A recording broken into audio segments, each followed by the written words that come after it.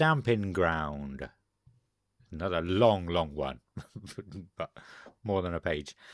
At the forefront of the burgeoning UK hardcore scene of the late 90s, Stamping Ground owes much to traditional bands like Slayer and Integrity as they do to hardcore acts such as Napalm Death.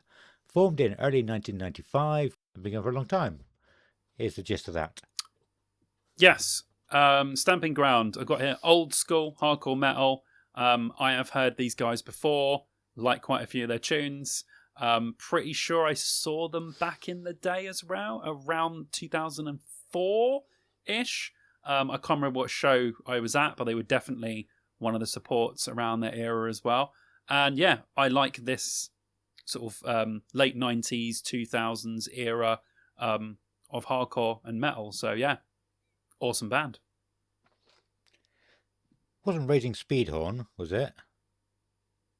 Did they tour with Raging Speedhorn in 2004?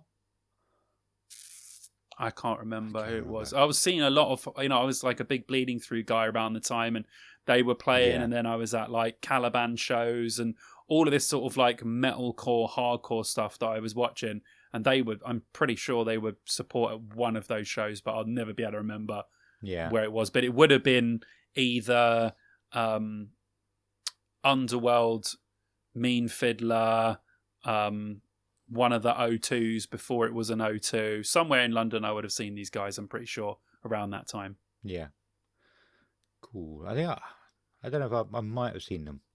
But anyway, a big name at one point, if I remember right. Yeah, this is the kind of hardcore I remember. Having never really analysed it much before, but at least with Stamping Ground, it sounds more thrashy. Yeah, it's a lot of metal in there as well.